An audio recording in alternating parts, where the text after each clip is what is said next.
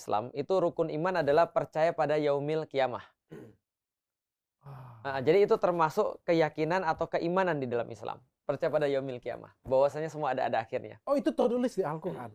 Tertulis di dalam hadis, di dalam Al-Quran banyak sekali tertulis. Man kana yu'minu billahi wal yaumil akhir misalnya gitu. Itu hadis ya. Siapa yang beriman pada Allah dan akhir. Di Al-Quran juga banyak sekali tertulis tentang yaumil akhir. Gitu. Lu percaya nggak ada kiamat? Tentu kalau kita tanya nggak apa-apa. Kalau pasti lu jawab salah Iya, juga nggak apa-apa. kan lagi berpikir. Kalau ngomong percaya nggak percaya, masuk akalnya sih. Masuk akal. Karena awal pasti ada akhirnya tuh. Baru mau gue bilang. Logika tuh. Logik banget itu. Iya. Oke. Kalau semua yang tidak ada akhirnya berarti dia abadi dong. Benar. Kalau gitu sama ya kayak episode 2 ya, ateis dan kafir kan. Kan gue kan take side kan. Nah, kan coba pro ya, kontra ya. Tapi bukan artinya gue ini ya. Supaya terjadi dialektikanya memang. Harus kayak gitu. Supaya bisa belajar. Berarti kalau di gue nggak percaya. Gue nggak percaya. Kenapa nggak percaya? Betul itu. Kenapa nggak percaya? Ya bisa jadi memang kiamat itu nggak akan pernah ada. Dan kiamat itu di kiamat-kiamatin aja bisa jadi nggak sih? Jadi kalau misalnya suatu hari nanti manusia itu benar-benar punah atau manusia itu benar-benar ya memang terjadi kayak gitu aja. Memang nggak ada tuh, maksudnya kiamat tuh kayak kalau kita kan bayangkan kiamat itu kan adalah akhir. Akhir itu kalau main game tuh tamat, ya kan? Tiba-tiba mohon maaf ya kalau aku nggak salah kan memang kalau katanya kiamat Nabi Isa turun kayak game sudah selesai kan tiba-tiba turun dari langit kan saudara-saudara. Masalahnya kan andai Nabi Isa turun juga adanya di mana tuh turunnya, di Indonesia atau di Arab atau di mana atau di Palestina kan ya turunnya. Kita juga nggak tahu. Kok tahu? Ya kan kita juga nggak tahu kan. Aku dengar kan ustaz-ustaz. Oh iya oke. Turunnya turun di mana dulu nih? Oke. Apakah turunnya di Palestina kan turun Nabi Isa kan kita di sini nggak bisa lihat. Ya. Emang kita bisa lihat itu? Wah itu Nabi Isa lagi turun tuh di sana. Lihat pun di TikTok. Ya. Belum tentu juga kita percaya. Ya. Itu kan dari nggak percaya. Kalau gue kan percaya. Ya. Iya kan. Bisa jangan-jangan itu tuh cuma ya cerita-cerita orang aja. Ya oke. Gitu. Aku lagi mau cari satu quotes yang sangat bagus. Jadi ada orang bilang gini, kenapa sih orang tuh menolak membicarakan mati? Atau membicarakan akhir? Orang bilang gini, because life is a beautiful lie and death is a painful truth. Oke. Oh nggak maksudnya? Ya. Jadi kenapa sih banyak orang tuh nggak membicarakan kematian? Karena mereka berusaha escape daripada sebuah kenyataan yang menyakitkan. Oke. Bahwasanya semua pasti akan berakhir. Nah berarti gampang untuk mengetahui kiamat itu ada atau tidak. Kalau ada permulaan pasti ada akhir. Makanya ada orang nanya, ciri-ciri orang bakal mati apa dok? Gampang, ciri-ciri dia bernapas. Bener nggak? Iya. Oke. Iya kan ya? Ciri-ciri orang mati bernapas. Karena kalau dia nggak bernapas, dia nggak bakal mati. Makanya di dalam Islam itu ada dalilnya. Kullu nafsin za'iqatul maut, kata Allah. Setiap yang bernyawa pasti akan merasakan mati. Maka ciri-ciri orang mati pasti adalah bernyawa. Aku nggak setuju, beda. Kenapa? Kalau mati aku setuju. Semua orang akan mati. Dan itu sudah jelas kita nyata. Kita ngeliat. Aku di rumah sakit ngeliat orang mati sudah beratus dan ribuan kali kayak gitu punya. Dan jelas itu. Ada awal dan ada akhir. Tapi kalau menurut prinsip ketuhanan, aku percaya Tuhan dan aku nggak percaya yang namanya ada penciptaan dan ada akhir. Karena ketika kita ngomong akhir, berarti Tuhan ini kayak ada satu game dan Tuhan mengawasi game itu. Dan ketika diakhiri game itu, Tuhan mau ngapain lagi? Betul. Tuhan mau ngapain lagi? Nah, ini pertanyaan ini balik lagi ke episode yang pertama. Karena kalau kita menjadikan Tuhan itu masih punya sifat-sifat seperti makhluknya, maka dia bukan Tuhan. Ya kan ya. Nah, pastilah Tuhan tidak punya sifat-sifat seperti makhluk. Maka dia tidak ada keperluan sama kita seperti kita ada keperluan pada game. Tapi ada bisa dianalogikan. Di dalam Islam itu literally dikatakan oleh Allah, life is just a game. Hidup itu seperti permainan ada.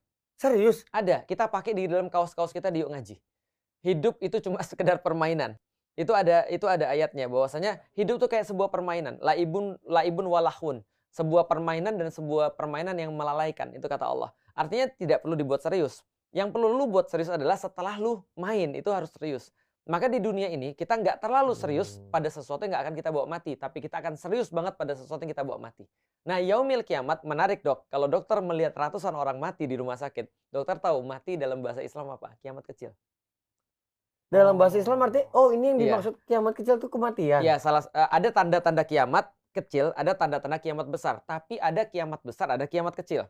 Tanda-tandanya tanda-tanda kalau kiamat kecil besar itu adalah tadi Armageddon itu yang kemudian diyakini oleh orang-orang. Kalau kiamat kecil bagi kita mati. Karena mati itu pemutus semuanya. Jadi artinya semuanya sudah nggak berguna setelah kita mati. Kayak gimana persis. kalau itu bukan kiamat kok, tapi itu misalnya. musibah? Musibah. Nah, musibah itu kita bisa definisikan lagi. Contoh, bagi dinosaurus gitu kan ya, kejadian ketika ditabrak meteor dan segala macam itu adalah bagian daripada kiamat bagi mungkin mereka. dinosaurusnya berpikir ini adalah kiamat bagi kita. Betul. Andai kata ada roh dinosaurus, dia ngomong itu kiamatnya kita. Padahal Betul. kan adalah awal yang baru bagi Benar. manusia. That's it. Karena kita nggak tahu ujungnya seperti apa, tapi itu jelas kiamat bagi kita. Maka kata-kata term yaumul kiamah atau kata kiamat itu bagi manusia, bukan bagi yang lain. Oke, berarti kiamat itu adalah punahnya manusia. Betul, bisa dikatakan punahnya kehidupan, selesainya kemudian kehidupan. Bagi manusia. Bagi Gini, manusia. Ustadz, bisa dibilang kalau misalnya Tuhan itu kan maha pencipta. Betul. Ketika dia menghancurkan semuanya, dia maha penghancur tidak? Bisa. Betul. Karena itulah kemudian kita lihat ya, Marvel itu mengartikan segala sesuatu yang bersifat agama itu dia berusaha untuk masuk akalkan. Makanya muncul kan Eternals. Eternals kan kayak dia bahas tentang Armageddon kan. Bahwasanya Eternals tuh kayak para nabinya, sementara kemudian malaikat tuh kayak yang mau ngasih kiamat kepada setiap planet kan gitu kan ya. Dengan seolah-olah dia ngasih bahwa Tuhan punya benefit dengan cara nanemin benih ke planet ketika dia harvest. Bagi Tuhan itu harvesting. Sekali lagi ini bukan Tuhan kita ya. Ini adalah Marvel ya. Bagi Tuhan adalah harvesting. Bagi orang-orang di bumi adalah Armageddon. Maka Eternals, para nabi-nabi mereka itu gitu kan ya, itu tidak mau memungkinkan itu terjadi. Nah, itu kan cerita. Tapi yang mau kita sepakati di sini adalah bahwa yaumul qiyamah itu adalah akhir bagi kehidupan manusia. Adapun setelah itu misalnya mau terjadi apa, nah itu bukan bagian kita lagi. Bukan bagian kita Bukan lagi. bagian kita. Aku ingat satu film. Lu nonton PK nggak sih? Tahu. PK. Yang India. India. Abang nonton. Nah, itu tuh ada bagian yang bagus di awal. Dia bilang dia kan makhluk luar angkasa itu kan datang ke bumi, terus dia ngomong ternyata makhluk di bumi ini lebih maju daripada makhluk di planet Angkasa kita, sana. iya gitu. Karena makhluk di bumi ini tahu siapa penciptanya. Betul. Sedangkan di planet mereka nggak pernah tahu siapa penciptanya. Iya. Cuma dia ngomong sampai di sini gue bingung, penciptanya soalnya banyak. Ya, itu dia. PK itu adalah satu film yang menurutku sangat bagus karena itu kritik sosial. Kritik sosial dan salah satu yang main itu kan Amir Khan itu adalah seorang Muslim tuh. Dan aku dengar beberapa dia cukup tahu tentang Islam dan itu kritik sosial yang sangat bagus sekali. Karena kenapa? Itu benar. Karena itu kritiknya kayak gini kira-kira. Kalau lu bilang bahwasannya lu tahu Tuhan dan Tuhan lu bentukin seperti lu, apakah itu adalah Tuhan? Atau itu adalah lu yang mempersepsikan Tuhan? Karena lu sebenarnya nggak bisa menjangkau Tuhan harusnya. Ya kan ya? Eksistensi Tuhan lu bisa tahu. Tapi kalau bentuk Tuhan lu bisa tahu, berarti itu bukan Tuhan. Karena dia sudah jadi makhluk, bukan lagi kholik. Dia sudah jadi creation, bukan lagi creator. Ada orang bilang begini, mungkin nggak kita bisa mimpi sesuatu yang benar-benar kita nggak tahu? Atau bisa nggak kita menggambarkan satu hal yang kita benar-benar nggak ada sebelumnya? Jawabannya pasti nggak mungkin. Nggak ada gambaran sama sekali. Betul, karena otak kita cuma mampu untuk melakukan kombinasi, melakukan pengurangan. Yang kita tahu ya. Yang kita tahu ditambahkan, dikurangi, dimultiplikasi, tapi tidak mungkin creating something out of nothing. Itu nggak mungkin. Makanya mimpi kita tentang Tuhan tuh selalu beda-beda. Betul. Kalau mimpi gue tentang Tuhan ada cahaya, terus ada suara. Betul. Kalau mimpi lu akan Tuhan kayak Tuhan Yesus datang, jadi api kan? misalnya. Bahkan Yesus aja, itu kan sekarang kan diserupakan dengan apa yang menjadi pikiran orang. Ya nggak sih? Bukan, sekali lagi bukan merendahkan ya. Tapi contoh misalnya, Yesus rambut pendek, rambut panjang. Itu nggak ada yang tahu, itu kan imajinasinya para pelukis itu aja. Tapi yang diimajinasikan adalah rambut panjang. Tapi kalau di dalam Islam, kita tahu Yesus rambut panjang. Dan kemudian karena dilukiskan oleh Nabi Muhammad, maksudnya digambarkan oleh Nabi Muhammad. Tapi contoh lagi misalnya, Yesus matanya warna apa? Misalnya, tergantung orang yang main warna apa. Kalau orang mainin orang Jerman mungkin dia matanya warna jadi kita warna punya biru. Image dan pandangan itu karena ada cosplaynya. Benar, menarik ketika orang-orang Cina gambar Yesus sipit. Karena mereka menggambarkan sesuai mereka sendiri. Karena mereka nggak ada bayangan itu. Nggak ada bayangan itu. Orang-orang Barat menggambarkan Yesus kulit putih. Apakah Yesus kulit putih? Yesus mungkin bisa jadi nggak kulit putih karena dia adalah orang di daerah Yudea misalnya. Dari timur. Betul. Timur Tengah. Oke. Kan gitu kan ya. Oke, kok kalau misalnya benar ada kiamat itu, kayak gimana kiamat itu terjadi? Nah, di dalam Al-Quran, kiamat itu cuma untuk menggambarkan bahwa saya akan terjadi peristiwa yang sangat besar. Nah, besarnya itu kita tidak akan bisa bayangkan sekali lagi. Itu di Al-Quran kok ya, bukan di tafsiran orang ya? Bukan di tafsiran. Kalau tafsiran orang kan beda-beda ya? Beda-beda. Okay. Tapi kalau di dalam Al-Quran, peristiwa besar itu digambarkan dengan sesuatu yang bisa dimengerti oleh manusia. Seperti gunung bisa kayak kapas. Laut mendidih misalnya. Itu gimana? Maksudnya gimana? Langit pecah. Misalnya planet bumi itu makin dekat dengan matahari, kiamat mungkin. Ya, bisa jadi kalau secara sains begitu. Tapi kalau gampangnya begini bro. Bumi ini kan travel kan lumayan cepat ya. Ya. Berapa ratus ribu kilometer gitu per jam. Itu kan dia travel. Bayangin kalau lu nabrak 80 km per jam sama lu nabrak 200 km per jam, yang mana yang lebih parah? Nah, udah pasti yang pertama. Pasti yang kedua dong, Yang 200 kedua, km. iya, sorry, yang kedua. Nah, ketika 200 km per jam, maka gravitasi itu kan menentukan massa daripada satu benda tuh. Nah, begitu kemudian terjadi tabrakan yang tiba-tiba orang tiba-tiba dari 0 tiba-tiba cepat, atau orang tiba-tiba dari cepat jadi 0. Itu kan massa itu kan jadi mental-mental kemana-mana.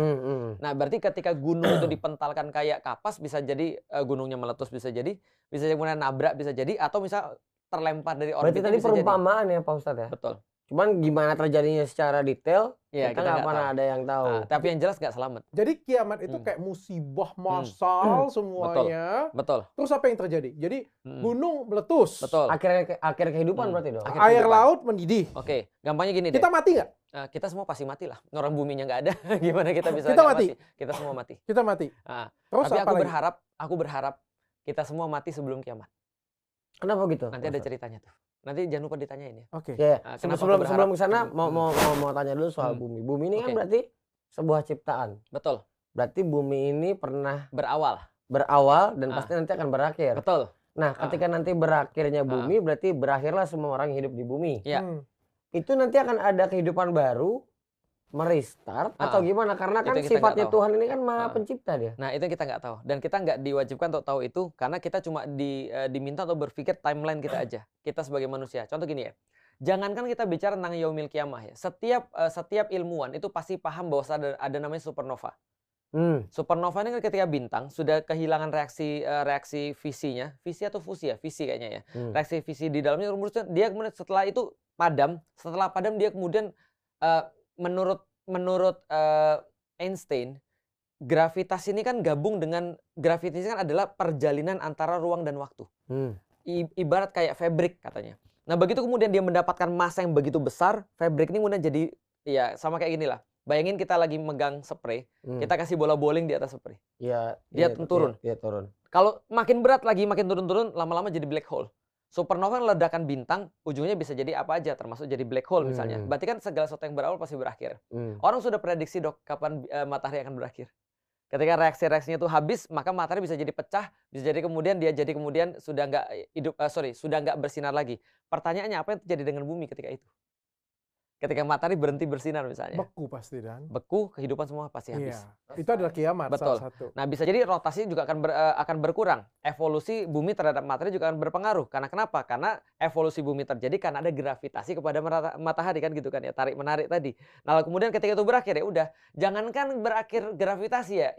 Pikir begini, 24 jam waktu itu kan karena ada gravitasi, yang sekarang karena matahari masih normal tuh. Tapi kalau misalnya matahari nggak normal, jadi 25 jam dok, itu bisa bahaya banget tuh. Iya. Atau jadi 23 jam. Perubahannya kecil aja itu bisa hancur. Tapi tanpa perubahan sekalipun, kayak misalnya kita ngomong Jakarta aja kan sudah diprediksi 10 tahun lagi akan tenggelam. Ya.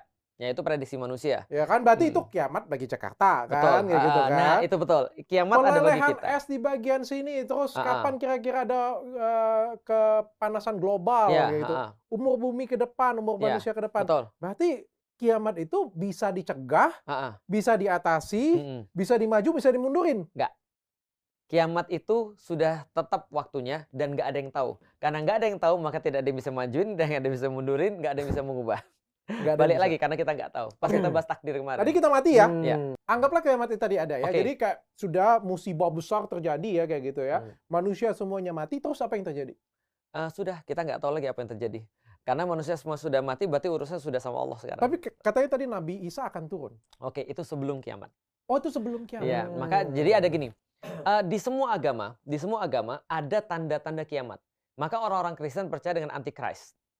Ya kan ya, bahwasanya ada nanti orang yang dia tuh benar-benar penentangnya Yesus, penentangnya Kristus gitu kan, Antichrist. Orang-orang Muslim percaya Dajjal, itu tanda-tanda kiamat juga gitu kan ya. Nah, maka ada tanda-tanda kiamat besar, ada tanda-tanda kiamat kecil. Kalau tanda-tanda kiamat besar itu makin dekat lah ibaratnya, gunung-gunung diterbangkan, matahari terbit dari sebelah barat. Nah, itu adalah tanda-tanda kiamat besar. Ada tanda-tanda kiamat kecil. Contoh misalnya. Yang Lex bawa Al-Quran. Itu tanda-tanda kiamat kecil kayaknya, betul. Nah, gitu, bagian daripada itu. Yang Lex bilang yuk sholat yuk, kayak gitu ya. Itu benar. Kalau lu jangan sholat dong. Jangan juga. Gak kiamat. Karena gini, Karena tanda-tanda kiamat kecil itu salah satunya adalah ketika nanti Islam sudah benar-benar bisa untuk tersebar luas. Itu tanda-tanda kiamat kecil. Oh? Iya, akan kembali satu masa di mana semua? Islam akan kembali seperti awalnya lagi, kembali jaya seperti awalnya. Itu tanda-tanda kiamat Kalau kecil. kayak gitu jangan menyebar dong. Betul. Itu kata orang. Kalau gitu kita jangan dulu tegak Islam. Kenapa? Nanti kalau Islam tegak berarti tanda-tanda kiamat sudah datang. Sedangkan gue belum kawin. Itu salah. Sama aja orang bilang jangan makan dulu. Kenapa? Nanti juga lapar lagi. Itu sama. Jadi logikanya ya karena kita nggak tahu ya udah kita jalanin aja. Toh itu juga bagian daripada ketentuan yang sudah ada. Nah maka ada tanda-tanda kiamat. Tadi aku sesuai dengan kenapa aku nggak mau mati. Mudah-mudahan kita semua sudah mati sebelum kiamat. Jadi gini ceritanya. Ini sedikit spoiler ya. Karena kiamat ini memang tidak dibicarakan kecuali dari hadis atau dari Quran. Karena kita nggak bisa memprediksi dan kita nggak tahu apapun. Jadi gini ceritanya. Agak panjang tapi aku akan coba singkatin dikit aja. Rasul berkata gini, tidak ada satupun nabi yang datang ke dunia ini kecuali mereka akan diminta untuk menyampaikan agar orang berhati-hati terhadap satu big boss. Raja terakhir nih. Waduh. Tapi kan dia raja terakhir di dunia. Iya, betul. Ini raja terakhir menjelang kiamat. Namanya Dajjal. Namanya Dajjal Antichrist. Oke, nah jadi tidak ada satupun nabi kecuali dia diperingatkan bahwa ada bahaya paling besar. Fitnah terbesar selama penciptaan manusia dan alam semesta itu adalah Dajjal. Maka dia nanti akan datang. Nah setelah dia datang dia bawa fitnah banyak sekali. Fitnahnya apa? Gampangnya fitnahnya adalah dia bawa misinformasi. Sehingga setiap orang akan menyangka dia sebagai Tuhan. Lu bisa bayangin. Semua orang nganggap dia sebagai Tuhan. Berarti keimanan itu kan adalah sebuah hal yang paling precious yang orang-orang punya. Nah ketika dia datang, maka dia bawa semua hal untuk menghilangkan iman. Maksud aku mau nanya, boleh. Ini yang nulis berita ini? Iya di Al-Quran itu siapa yang nulis? Itu bukan Al-Quran, itu hadis. Oh hadis? Nabi ngasih tahu. Oke. Di Al-Quran nggak ada sedetail ini, nggak ada? Di dalam Al-Quran tidak ada sedetail ini. Makanya nanti fungsi. Boleh. Nabi itu bisa salah nggak sih? Nabi nggak bisa salah. Nah, ini menarik nih. Menarik. Sampai sini ya. Bagus. Tadi yang nulis Nabi, berarti ini dari hadis. Yang ngomong Nabi. Yang ngomong Nabi, berarti ini tulisannya namanya hadis. Nabi Muhammad. Oke. Nah, berarti ini kan Nabi Muhammad belum pernah mengalami. Betul. Apakah dia itu pakai perumpamaan atau itu memang benar-benar yang akan terjadi gitu? Bagus. Itu pertanyaan para ulama, Lex. Serius? Lu cocok jadi ulama, Lex. Ulama tuh nanya, ini kiasan atau ini beneran? Apakah mata satu itu adalah mata satu beneran, Dajjal itu? Atau ini kiasan? Apakah ini orang atau institusi? Ataukah sebuah negara? Itu masih kiasan, debatable. Masih bisa diperdebatkan gitu? Masih bisa diperdebatkan. Mengenai tentang ini kiasan atau bukan. Tapi beritanya dari Rasulullah itu tidak debatable. Karena sudah dipastikan. Cuma mengartikan. Menafsirkannya ini. Menafsirkan itu debatable. Nah, maka ketika dia udah bawa banyak-banyak kerusakan tadi, lalu kemudian ada seorang muslimah yang bertanya, ya Rasulullah, di mana orang-orang Arab pada saat itu? Maksudnya di mana orang-orang Muslim pada saat itu? Orang Arab pada khususnya. Rasul katakan mereka tinggal sedikit dan mereka ada di Baitul Maqdis. Mereka ada di Palestina, Baitul Maqdis. Dan mereka diimami oleh seorang pemuda soleh. Oh, siapa pemuda soleh nih? Debatable. Ada yang bilang Imam Mahdi. Tapi belum nggak ada secara detail, cuman itu tanda-tanda gitu ya? Mungkin bukan lu, Lex. Gitu, karena nanti Imam Mahdi ini katanya bapaknya namanya Abdullah dan dia namanya Muhammad juga, gitu kan ya. Jadi dia diimami. Nanti nama baptisnya yang Lex kan Muhammad. Bisa jadi, tapi bapaknya bukan Abdullah. Nah, artinya kemudian ketika dia sudah ada di Baitul Maqdis lagi mengimami orang, Rasul katakan suatu waktu ketika sholat subuh, maka ketika orang tuh mau sholat subuh, dia sudah maju ke depan, Nabi Isa turun. Turunnya di mana? Turunnya di Syam. Atau di daerah yang sekarang kita katakan sebagai Levant atau the Fertile Crescent lah di situ, di daerah Syam. Levant itu ya sekarang gabungan beberapa negara sih. Berarti kalau dia turun, kita nggak tahu dong di sini. Kita bisa jadi tahu, bisa jadi nggak tahu. Kan sifatnya, sudah ada live TikTok. Sifatnya hadis ini berarti live TikTok. Iya, bisa jadi. Pak Ustaz, berarti sifatnya hadis ini adalah nubuatan dari Nabi Muhammad. Betul. Nabi Muhammad melihat jauh ke depan gitu ya. Betul. Nabi Muhammad dikasih informasi dan informasi itu dikasih ke kita. Nah, menariknya setelah itu Nabi Isa akan bilang. Nabi Isa maju ke depan, lalu kemudian pemuda soleh tadi bilang, silakan jadi imam. Sholat subuh. Lalu kemudian Nabi Isa bilang, enggak. Ini memang sudah urusan kamu yang jadi imam. Setelah itu dia mengimami, setelah selesai sholat subuh, maka kemudian Nabi Isa bilang, buka pintu. Jadi buka pintu Masjidil Aqsa. Ketika dibuka, di situ sudah ada Dajjal nunggu bersama 70.000 Yahudi Bani Isfahan, kata Rasulullah. Itu diceritakan. Balik lagi ya, kiasan atau enggak nanti bisa kita bahas ya. Lalu kemudian dia ngelihat Isa, Nabi Isa atau Yesus ngelihat Dajjal itu setengah badannya lumer. seperti garam kena air, kata Rasulullah. Lalu kemudian dia dikejar sama Isa, lari, dan kemudian dia dibunuh oleh Yesus atau Isa di bab Lut, di pintu Lut di daerah Palestina.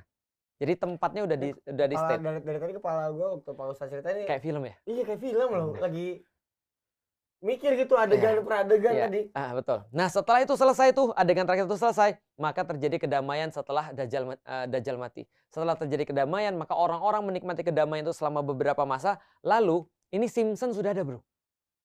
Simpson udah diceritain. Maka di situ ada angin dingin berhembus. Maka setiap orang yang punya keimanan, walaupun cuma sedikit, sebiji atom saja, maka dia akan meninggal karena angin itu. Semua meninggal tuh. Yang nggak punya keimanan? Tetap hidup. Nggak jadi kiamat dong? Bukan. Mereka yang menyaksikan tanda-tanda kiamat besar yang ngeri itu. Oh, itu tanda-tanda besar. Habis itu makanya aku berharap. Makanya tadi dia ngomong hidup. Karena kalau dia hidup berarti dia nggak punya secercah keimanan itu. Itu dia. Maksudnya. Nah, itu di Simpson udah disampaikan. Ada seorang sopir, lalu kemudian di belakangnya orang lagi itu kan dia kayak orang zina di jalan. Angin, kita bertiga mati nih. Amin. Mati nih. Sign up dulu. Punya sebiji keimanan tadi. Punya sign up dulu. Daftar dulu. Download dulu lah. Iya. Habis download baru daftar kan. Iya.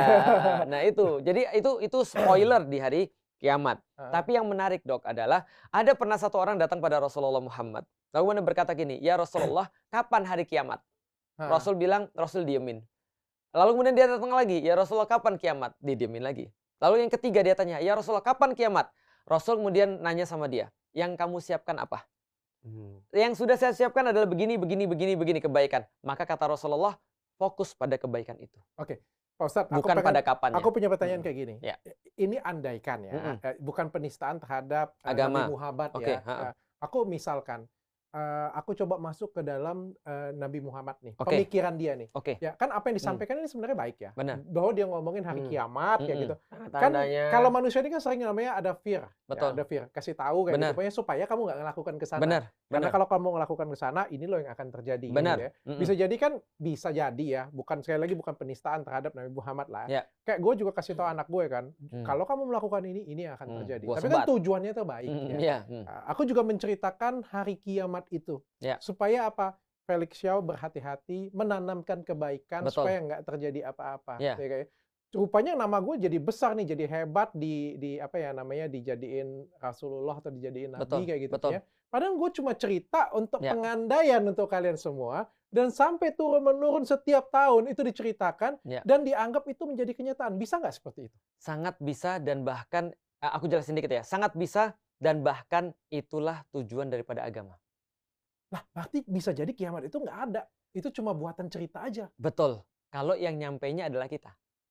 Tapi kalau yang nyampainya adalah Nabi, jadinya berbalik. Karena gini, kalau Dr. Richard bilang gini, mungkin nggak kalau ada orang yang dia nyampein berita-berita terus, out of sebenarnya dia pengen ngajarin orang. Tapi karena lama-lama itu terjadi, dia kemudian jadi sebuah keyakinan, kayaknya orang ini Nabi nih. Nah, itu kemungkinan pertama. Kemungkinan kedua adalah memang dia Nabi, dan memang dia ditujukan untuk memberikan berita itu. Tapi bisa kan jadi juga. Bisa jadi ada kemungkinan yang satunya lagi. Bisa banget. Kita kan ngomong kayak gini ya, pada masa Nabi Muhammad, nggak mungkin manusianya itu sepintar sekarang. Betul banget. Secanggih sekarang, sekritis sekarang. Betul. Maka dia juga kan kasih pengandaian juga yang paling simpel. Kalau kalian nggak berbuat baik nanti nanti akan ada hari kiamat. Di mana ada, dia ceritain lah kayak gitu punya. Tujuannya itu bukan menipu sih. Tujuannya itu adalah menginspirasi dan supaya orang berbuat baik. Betul. Habis sudah selesai, dianggap Nabi memang karena memang Nabi, tapi cerita itu diaminin dan seolah-olah akan terjadi ke depan. Padahal kalau Nabi Muhammad mungkin ditanya nanti ya di surga, di podcastin bisa kayak gitu ya. Betul. Padahal itu kan sebenarnya kiasan gue aja. Bisa jadi. Bisa jadi. Loh, kita semua nanti di surga kan mau bareng-bareng dengan Nabi. Masa kita nggak mau juga ngobrol-ngobrol dengan Nabi? Tapi yang paling penting adalah tujuannya baik. Betul. Nah, jadi gini, aku pengen cerita. Kalau kita bicara tentang iman di dalam Islam, iman itu adalah perkara siapa yang menyampaikan. Itu kalau iman. Kalau ilmu, perkara apa yang disampaikan. Nah, jadi contoh ya. Kalau misalnya Yonglex bilang sesuatu yang benar, dari segi ilmu, aku pasti ambil.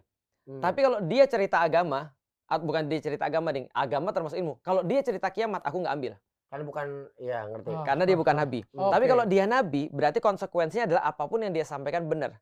Meskipun itu adalah tentang sesuatu yang kita nggak mengerti. Artinya gini, Kalau misalnya dikatakan apakah nabi itu tugasnya adalah menakut-nakuti orang? Jawabannya iya.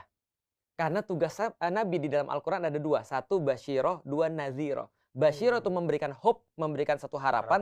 Karena kisah-kisah yang gembira, happy, senang dan segala. Yang kedua nadhiroh memberikan sebuah fear. Agar orang menjauhi perkara-perkara itu. Dan ternyata manusia 80% didrive oleh fear. Nah, sebelum ke situ nih lagi di nabi nih ya topiknya ya. Menarik nih di dalam. Lu raja atau nabi terakhir sih? Raja terakhir. Dajjal berarti ya. Enggak. Nah, di dalam Islam itu kan nabi yang ditulis, maksudnya nabi yang namanya terkenal itu ada 25 memang. 25 betul. Cuman di dalam Al-Quran sendiri nabi itu ada banyak banget kan Pak Ustadz? Dalam Al-Quran nabi ratusan ribu ya? Nabi di dalam Al-Quran itu ditulis 25. Tapi Nabi sendiri menyampaikan, Nabi Muhammad sendiri menyampaikan bahwasanya tidak hanya 25 Nabi dan Rasul. Tapi 124.000. Tuh 124.000 ada Nabi. Ya. Ini kemarin ada materi stand up teman soalnya ngomongin soal angka Nabi. Gue juga baru tahu. Kaget juga Pak Ustadz. Nah pertanyaannya berarti jadi Nabi ini kita bisa menjadi atau ditunjuk? Ditunjuk. Nabi tidak ada yang menjadi tapi tahu semuanya dari ditunjuk. mana kita dia ditunjuk? Nah itulah. Tahu dari mana kita Nabi? Bahkan itu adalah pertanyaan para Nabi sendiri. Tahu dari mana dia ditunjuk dan tahu dari mana dia Nabi. Bisa juga Nabi misalnya gitu kan. Tapi gue nggak tahu. Terus akhirnya dia menjadi Nabi yang nggak jadi. Gimana ya itu? Itu pertanyaan para Nabi sendiri justru. Jadi para Nabi sendiri ketika jadi Nabi, mereka bilang, kenapa harus gue? Apa buktinya? Bahwa ini memang Tuhan. Jangan-jangan ini mohon maaf ya. Kenapa gue gitu ya? Setan bisa jadi. Jin mungkin bisa jadi. Buktinya mohon maaf nih, mohon maaf. Ada yang namanya misalnya Lia Eden. Dia bilang dia dapat wahyu dari Tuhan. Dia bilang dia ketemu dengan Jibril. Itu namanya nabi pidana dia. Orangnya udah ada sih, makanya gue ngomongin gitu kan ya. Artinya ada kan orang-orang yang mengaku nabi karena mereka yakin mereka ditunjuk oleh Tuhan. Kan katanya, mengenai bahwa nabi ditunjuk oleh Tuhan. Maksudnya dia mengaku malaikat itu bukan nabi. Sudah offside.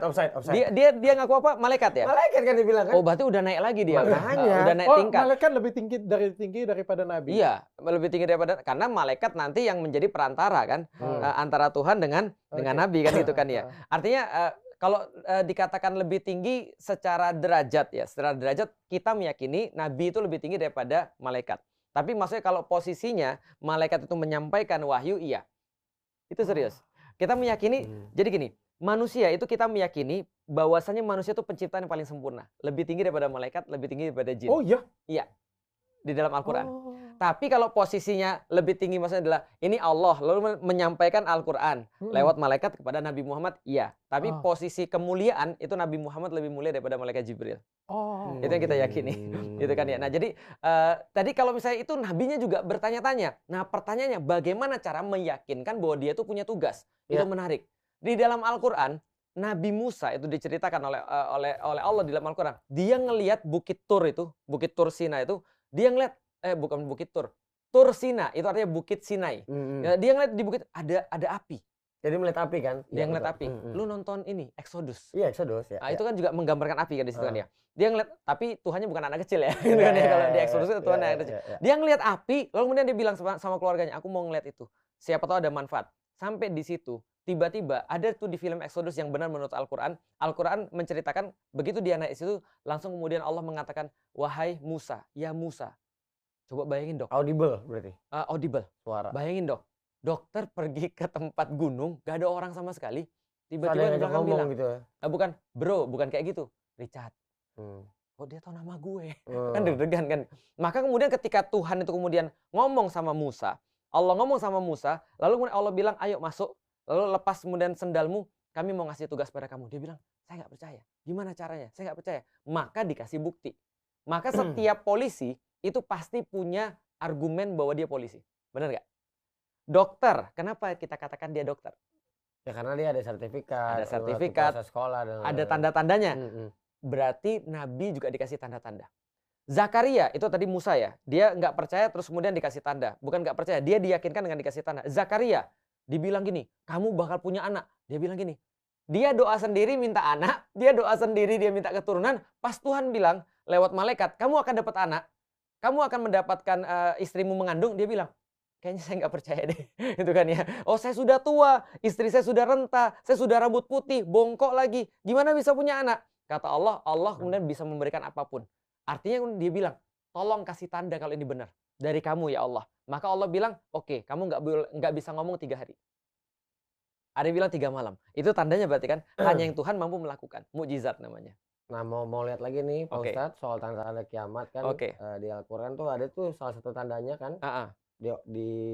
Apa namanya, dia bilang kalau tanah di Arab nanti yang gersang akan menjadi hijau. Dan sekarang terjadi. Nah, ini secara fisik atau secara kiasan. Kalau hijau dalam arti kita kan berarti makmur dan maksudnya makmur dan subur kaya atau masyarakatnya udah pendapatan per kapitanya udah sampai target semua, udah gede semua. Apakah secara fisik atau secara either way sekarang sudah terjadi. Orang-orang sebentar lagi sudah mau kiamat dong. Iya, makanya orang bilang kan gampangnya gini, kata Rasul, Muslim itu adalah umat akhir zaman. Tidak akan ada lagi umat setelah Muslim. Jadi semenjak diutusnya Rasul aja, Rasul udah bilang gini, antara pengutusan saya dan kiamat itu seperti ini. Sahabat lihat, ini mah nggak ada jaraknya. Ya memang, karena sudah habis episode ini, episode kiamat. Karena itulah Muslim adalah umat akhir zaman. Terakhir, umat yang terakhir nggak ada lagi umat. Nah berarti ini sudah dekat kiamat. Memang betul. Cuma dekatnya itu kita nggak tahu berapa lama. Kalau misalnya kayak gini, aku punya 3 pertanyaan menarik. Boleh. Kalau misalnya nih, Koko meninggal nih. Terus misalnya aku juga meninggal nih. Terus aku diangkat jadi malaikat nih dan aku meyakinkan. Diangkat jadi malaikat. Misal aja. Misalnya aku lebih banyak dari dia. Diangkat jadi orang bagus lah. Iya. Misalnya nih ya. Itu bagus, optimis. Atau misalnya aku adalah orang yang ditunjuk Tuhan lah. Tetap hidup sepanjang masa lah gitu. Terus aku membawa roh Koko. Kita maju ke 3 juta tahun berikutnya. Dan aku kasih lihat Koko. Lihat tuh manusia masih hidup tuh. Gak ada kan kiamat. Koko kalau sudah aku kasih lihat seperti itu, misal ini kan nggak mungkin. Misal, Koko masih percaya nggak?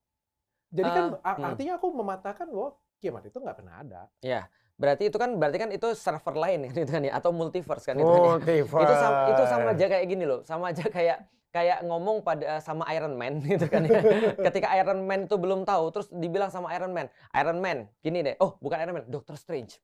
Gitu kan, ketika dia lagi bertapa dia bilang, aku sudah menemukan 1 juta berapa kemungkinan gitu kan ya, dan cuma ada beberapa. Terus dia ditanya, yang mana aja kemungkinan berhasil? Kalau gua ngomong jadinya gagal gitu kan ya. Enggak sih maksudnya. Boleh spoiler. Aku ganti pertanyaannya. Gimana? Gini, misalnya nih kita ngomong nih. Cuma 1 dia bilang. Misalnya kita ngomong nih, di akhir zaman nanti, kan Nabi Muhammad udah ngomong. Saya nabi terakhir ya, benar? Betul. Nabi terakhir. Dan setelah itu tidak akan ada nabi lagi. Boleh nggak Tuhan berubah pikiran? Nggak bisa. Tuhan nggak boleh berubah pikiran? Jadi gini, kenapa kita katakan nggak bisa? Kalau kita katakan itu bisa, berarti dia bukan Tuhan. Karena dia bisa berubah pikiran. Enggak, misalnya kayak gini nih. Tuhan kan menciptakan Maha Pencipta nih. Maha Pencipta sesuatu nih. Dia menciptakan sesuatu, terus sudah jadi takdirnya seperti ini. Bagus. Terus Tuhan itu tiba-tiba di tengah jalan, ya pengen merubah. Ada kasih sayang. Ada kasih sayang, ternyata manusia baik. Gitu atau manusianya brengsek semua, aku mau punahkan kayak gitu punya. Kan itu kan namanya berubah pikiran tuh kan. Itu yang perlu kita bahas lagi tentang takdir. Maka kemarin ketika bahas takdir sejam tuh nggak cukup. Karena konsep predestinasi ini adalah konsep manusiawi. Jadi konsep predestinasi, sesuatu tuh sudah ditetapkan sebelumnya, dan sehingga bisa berubah di tengah-tengah, itu konsep predestinasi. Contoh ya, aku mau menggambarkan gini deh. Ada filmnya dok, judulnya Minority Report, yang main kembaran saya, Tom Cruise. Belum pernah nonton. Aku sangka Felix Lim nih. Nggak, aku kira udah pernah nonton loh. Lu berdua belum pernah nonton Minority Report? Wah, parah. Ya udah, coba nonton Minority Report. Intinya begini. Spoiler boleh nggak? Boleh dong, boleh. Oke, jadi cerita gini. Tom Cruise ini polisi masa depan. Dia menghentikan kejahatan sebelum itu terjadi. Jadi sebelum orang tuh berbuat kejahatan, dia ditangkap duluan. Jadi dia sudah tahu. Iya, tiba-tiba ada orang ditangkap. Loh, kenapa gue ditangkap? Gue lagi nonton TV, salah gue apa? Dia bilang, besok pada jam segini, pada detik segini, lu akan bunuh anak lu sendiri. Gua kagak kepikiran. Ada lagi ditangkap, besok tahun begini, tahun segini, lu akan bunuh istri lu sendiri. Gua masih jomblo bro. Lah inilah namanya menangkap sebelum kejahatan terjadi. Itu konsep filmnya tuh. Kenapa? Karena mereka punya paranormal ceritanya. Ada namanya prekog. Prekog ini ngasih prekognisi, ini ngasih kejadian yang akan terjadi sebelumnya. Tiba-tiba dok, ini kemudian ketika menjadi seru. Di antara video yang dilihat oleh prekog itu, ketika mereka lagi ngamatin kejadian masa depan, Tom Cruise-nya berbuat dosa. Tom Cruise-nya bunuh orang. Dia sendiri yang bunuh orang. Lah, coba gimana? Itu orang di ruangan tuh sering berpandang-pandangan. Tangkap gak nih? Polisinya nih bro. Tapi prekog nih bilang bahwa dia akan melakukan kejahatan nih. Akhirnya Tom Cruise itu kemudian nggak yakin sama Peacock dan dia bilang, gua yang pegang nasib gua sendiri. Konsep predestinasi dan konsep mengubah takdir serta nasib itu konsep manusia, bukan konsep Tuhan. Karena Tuhan itu adalah balik lagi, dia creator, bukan creation. Karena kalau kita mengatakan bahwa Tuhan berubah pikiran, berarti Tuhan tidak creator. Itu karena itu adalah wilayah creation. Nah itu yang harus kita bahas lengkap dulu tuh. Nah berarti Tuhan bisa nggak dia berubah? Jawabannya tidak, karena dia maha menetapkan segala-galanya, gitu kan ya. Hanya saja ketika kita membahas tentang manusia, yang kita bahas adalah konsep free will-nya. Jadi bukan Tuhannya kita bahas, tapi manusianya. Tapi masa sih Tuhan nggak boleh berubah pikiran gitu? Oke, jadi gini maksudku. Contoh gini ya. Contoh gini ya. Mau jawab nih itu dari aku coba jelasin dulu ya. Contoh ya. Ada orang sampai mati dia jadi pembunuh. Nggak usah sampai mati. Ada orang sampai umur 40 tahun dia jadi pembunuh. Lalu dia bilang, gua memang sudah ditakdirkan jadi seorang pembunuh. Itu kan manusia. Oke, itu kan manusia ya. Ini kan Tuhan. Nah, ini kan Tuhan. Berarti kan kalau kita bilang dia ditakdirkan jadi seorang pembunuh, misalnya ya di titik itu, terus kemudian dia bilang, aku pengen mengubah takdirku. Misalnya taruhlah ya, terus dia berhenti membunuh orang dan benar dia berhenti membunuh orang. Yang mengubah siapa? Ini orangnya atau Tuhan yang mengubah? Tuhan. Kalau kita bilang Tuhan yang mengubah, tadi aku maksud kita mencampurkan wilayah creator dengan creation. Di dalam Islam, dia yang berubah. Tapi kok begitu, kalau begitu takdirnya gimana takdirnya? Berarti takdirnya sampai di titik itu kita tahu dia membunuh sampai di titik ini, kemudian dia berubah. Bisa jadi itu adalah bagian dari takdir dia. Betul. Tapi kita tidak bisa mengatakan bahwasanya Tuhan memaksakan sesuatu pada orang atau memaksakan untuk mengubah sesuatu pada orang. Tapi nggak make sense di aku juga sih. Ini masuk nih. Tadi coba tadi pertanyaannya apa? Apakah keputusan dari Tuhan itu Tuhan kenapa nggak bisa berubah? Nah ini jawaban pakai logika ya. Pak Ustadz coba dinilai dan dikoreksi kalau salah secara Islam gimana. Ketika ada kita kan bilang Tuhan itu tidak terbatas, betul ya? Ketika tadi kenapa kok Tuhan nggak bisa berubah pikiran? Ini udah ngebatasin Tuhan nih. Benar. Ya kan kalau misalnya ini nggak bisa berubah berarti membatasi Tuhan. Kalau Tuhan bilang bisa berubah kan artinya tidak terbatas. Justru kebalik dong statement. Dari tadi kita ngobrol nih wilayah creation. Ya itu maksudnya tuh wilayah creation. Jadi batas yang kita maksud Tuhan kok nggak boleh berubah pikiran, kita nggak batasin Tuhan, berarti Tuhan harus bisa berubah pikiran. Tuhan bisa berubah pikiran, bisa tidak berubah pikiran. Ini udah membatasi nih. Udah membatasi. Aku kasih contoh lebih bagus. Kita udah membatasi barusan. Justru kalau bisa itu kan tidak membatasi, brother. Aku kasih contoh lebih bagus. Gini. Ini filosofi lama. Ini filsafat lama. Ada seorang filsuf Yunani berkata, apakah Tuhan adalah omnipoten, dia maha segala-galanya? Tentu, kata jawab orang Muslim. Lalu dia jawab lagi, apakah Tuhan itu adalah maha kuat, maha bisa kemampuan segala-galanya? Iya. Lalu kemudian filsuf ini nanya gini, bisa nggak Tuhan membuat sesuatu yang sangat berat sekali hingga dia tidak mampu mengangkatnya? Itu filsafat lama tuh. Jawabannya gimana? Tuhan maha menciptakan nih. Dan Tuhan maha segala sesuatu. Bisa nggak Tuhan menciptakan sesuatu yang sangat berat sekali yang sampai-sampai dia tidak mampu mengangkatnya? Ini adalah bertabrakan. Bertabrakannya apa? Pertama, maha menciptakan itu adalah sifat Tuhan. Sedangkan tidak bisa melakukan, habis itu bisa tidak mungkin Tuhan. Tidak mungkin Tuhan. Itu maksudnya tuh. Tuhan itu tidak mungkin menciptakan sesuatu tanpa perhitungan sehingga dia bisa untuk berubah pikiran. Aku tetap nggak nyampe dan aku tetap karena menganggap Tuhan punya pikiran itu sudah problematik. Bukan sih, maksudnya kayak gini ya. Kalau Tuhan itu maha besar, maha esa, kalau menurutku apapun kehendak Tuhan itu kan kita nggak bisa ukur. Benar. Kita nggak bisa ukur. Fayakun. Iya, kun fayakun. Kita jadi kasus kemarin ya. Iya. Apapun itu kehendak Tuhan kita nggak bisa ukur. Betul. Dan siapalah kita manusia ini bisa ngukur keinginan Tuhan. Betul. Baik Tuhan bilang ini terakhir, tidak terakhir, atau apapun itu, pasti Tuhan punya alasannya sendiri. Benar banget. Pertanyaanku sebenarnya bukan ada di situ, ya karena jadi menurutku ya kita nggak bisa sebagai manusia nggak bisa ngukur Tuhan nih. Kayak gitu. Andai suatu hari Tuhan mengutus utusannya kembali kayak gitu punya datang ke bumi. Kok bisa kebayang nggak kalau misalnya di era zaman sekarang ada utusan Tuhan datang? Ya. Pasti kacau tuh. Chaos. Kira-kira ini benar ya? Kita anggap aja ini benar ya? Benar. Kita anggap aja ini benar. Datang dia dari atas langit datang, gitu. Ya kan pasti kan datang dari atas langit cuma beberapa orang yang bisa lihat ya gitu ya kan. Nggak mungkin semua orang bisa lihat kan. Ada di tengah manusia, terus dia ngomong, aku adalah utusan dari Tuhan. Ya. Oh maksudnya reaksi orang bakal percaya nggak? Nah, di zaman sekarang. FYP tuh kok. Ya. Pasti bakal FYP tuh. Benar sekali. Benar sekali. Pertanyaanku, di zaman sekarang kalau kita ngomong iya benar dulu nih ya. Ini kita nggak usah mendebatkan orang ini dikirim oleh Tuhan atau tidak. Kita anggap iya saja dulu. Benar. Ya. Dan orangnya baik, 100% benar, 100% pengen mengarahkan, 100% masalahnya di manusia zaman sekarang. Sesat nggak? Bakal percaya nggak? Oke, bagus. Itu banget berhubungan dengan yaumil qiyamah bahasan kita hari ini. Oke. Itu persis kondisi Dajjal. Itu persis kondisi Itu Dajjal. Bisa aja Dajjal itu? Persis kondisi Dajjal. Itu Dajjal justru. Nanti Dajjal datang, ada yang menganggap dia Tuhan, ada yang menganggap dia nabi. Wah, pusing juga berarti ya. Itulah misinformasi. Maka benar dan salah itu sudah jadi kayak, lu pernah tahu film Inception nggak? Iya. Nah, kita bahas film lagi ya. Inception tuh kan kalau dia mau bangun dia harus bunuh diri tuh, ya kan ya? Tahu nggak ada yang mati karena menganggap bahwa ini adalah lagi mimpi. Dipikir lagi mimpi. Dia loncat mati. Nah, tapi balik ke tadi itu, Ustadz. Berarti Dajjal. kalau secara bentuk nih kayaknya benar nih. Semua orang beranggapan begitu. Karena terus gimana cara kita tahu dia enggak gitu? Bagus. Itulah pentingnya Al-Qur'an. Bener. Jadi gini ya, aku mau nanya gini. Aku makin belajar makin bingung sumpah. Iya, itu bagus. Artinya apa? Otak kita melar. Karena mikir berarti kita kan. Karena mikir. Nih, aku mau kasih tau ya.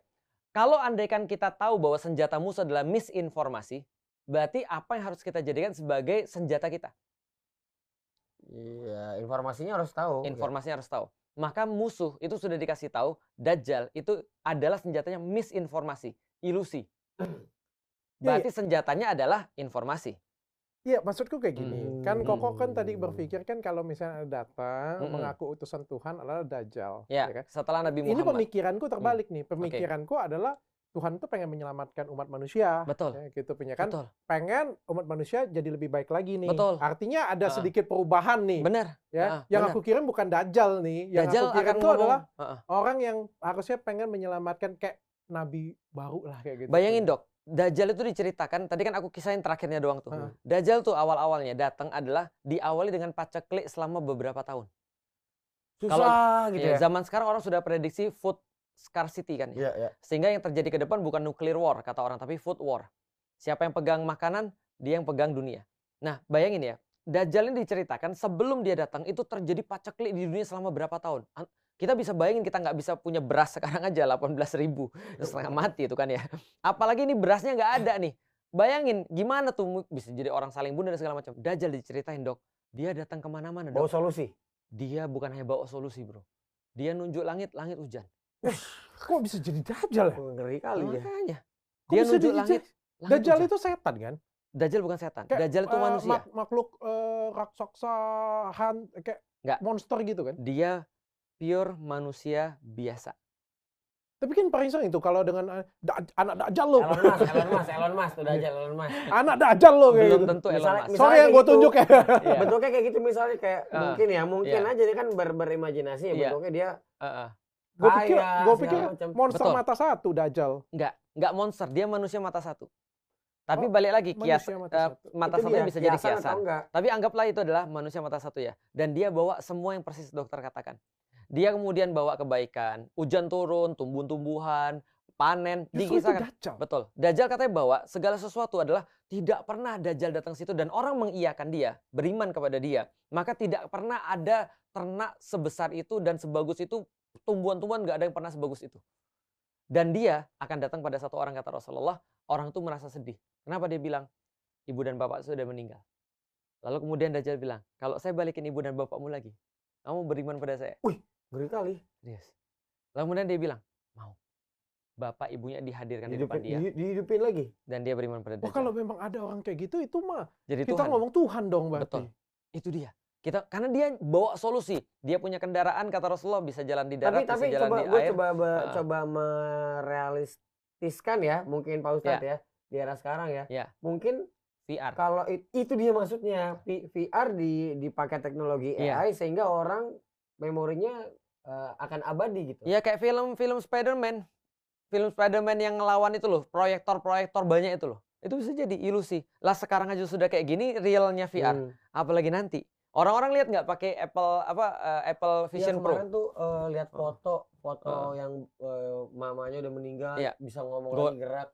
Itu dia mungkin tipuannya, makanya itu dia tadi kan di awal kita bahas tuh misinformasi. Nabi Muhammad ini Rasulullah tuh ngasih taunya tuh ini kiasan atau dia sudah mengalami apapun gitu. Itu bisa jadi, makanya ulama-ulama bilang itu ilusi, tapi kita yang lebih ngerti ilusi zaman sekarang, bro. Ya makanya ini ilusi nih orang kan kayak gini Apple Vision Pro padahal enggak, seolah-olah ada padahal enggak. Ya. Gimana 10 tahun lagi lama-lama Vision Pro itu lama-lama surga kalau gitu lu dijadiin ini dijadiin soft lens gimana coba, itu jadi antara real dan gak real kan nyampur, antara dunia nyata dan VR kan nyampur. Berarti gini, tanda-tanda kiamat itu ada di Al-Quran, ada, cuman cara ngukurnya di era sekarang bisa gak sih kita kawinin dengan ilmu sains gitu? Sangat bisa sekali.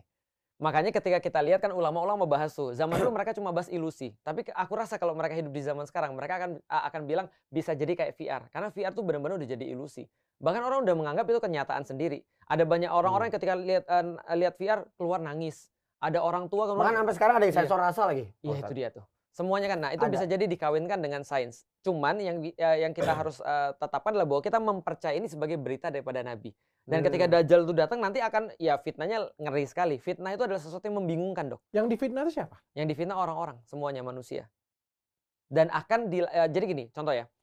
Kenapa orang-orang Israel sampai sekarang ngotot melakukan pembunuhan di Palestina misalnya? Itu kan karena mereka punya misinformasi.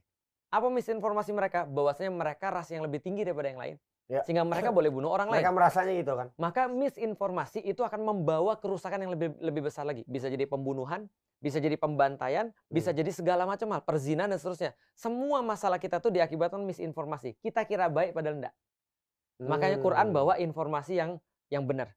Ini loh yang baik, ini loh yang enggak. Orang tuamu meninggal itu belum tentu buruk. Orang tuamu hidup lagi belum tentu itu adalah Tuhan. Gitu kan ya. Artinya ini loh informasi yang baik, yang mana kamu harus tahu yang baik dan benar, sehingga ketika nanti datang Dajjal yang memang dia itu adalah bawa misinformasi, kamu jadi ngerti yang mana harus kamu lakukan. Dan coba lihat. Tahu siapa yang nanti yang banyak mengikuti Dajjal? Siapa? Orang Islam. Salah satu adalah perempuan. Wah, hip-hop.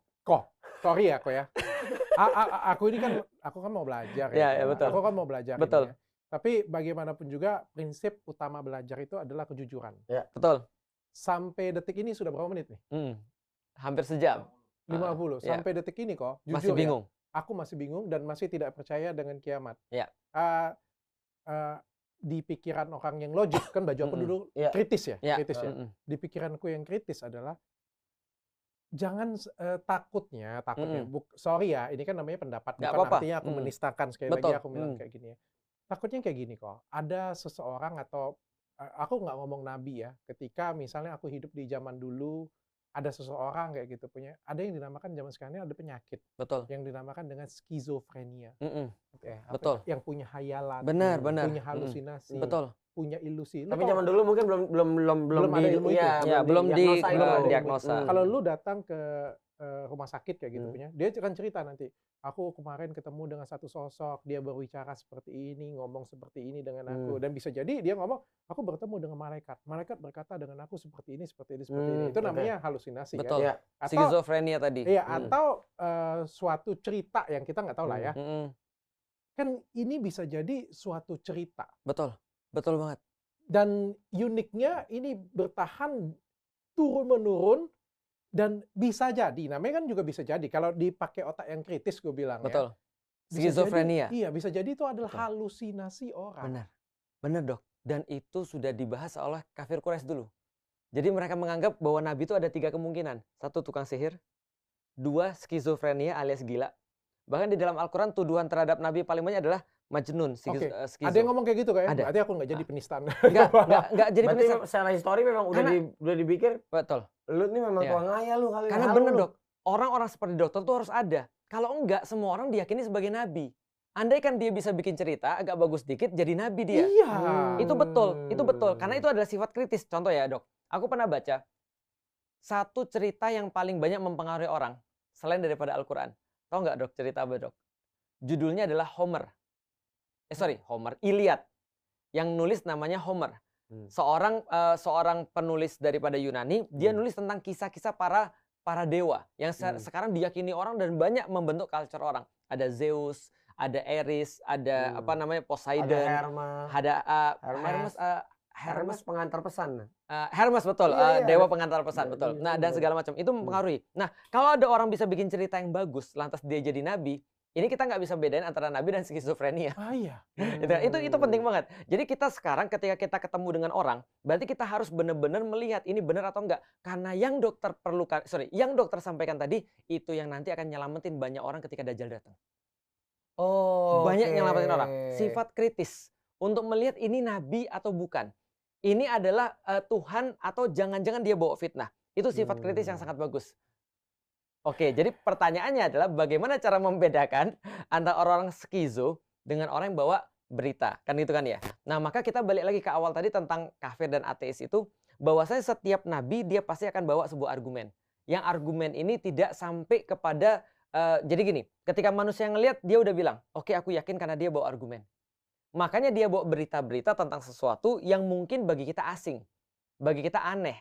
Tapi justru itulah namanya peringatan. Contoh kayak gini ya. Kita di lantai 20.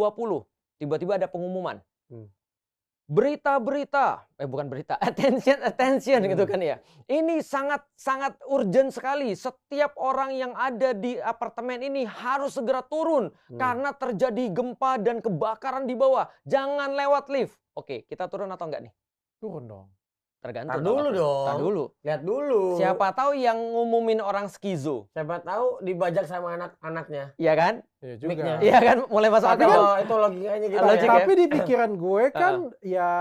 Yang bisa akses announcement harusnya orang-orang benar dong. Iya, terus satu ya lagi kan kita aku ngelihat asas manfaat. Betul. Nggak ada salahnya aku turun kan. Oh enggak, salah. Itu masuk akal. Menurut aku salah. Gimana? Karena biasanya gara-gara semua berpikiran gini, akhirnya panik malah mati di tangga kita. Iya. Jadi ada banyak possibility gitu. Tapi itu juga aku bisa respect. Karena kenapa? Karena itu juga hal yang bagus. Turun aja dulu gitu kan. Ya keluar aja dulu. Paling enggak kalau salah juga nggak apa-apa. Kalau benar ya udah. Tapi setidaknya ada satu kesamaan kita semua di sini apa? Begitu datang pada satu announcement yang kita nggak bisa lihat. Yang pertama kali kita lakukan adalah memastikan ini benar nggak? Ini benar atau tidak? Ini benar announcement dari apartemen atau announcement dari yang lain? Itu kan ya. Nah, maka kemudian kalau sudah datang dari sini sudah bunyi semua, ya udah kita turun. Kenapa? Karena kemungkinan besar ini dari apartemen dan ini benar. Oke, itu manajemennya ya. Terus kalau misalnya nih, kalau Felix nih, misalnya berdoa nih. Ya Allah. Terus ada suara nih. Felix. Iya.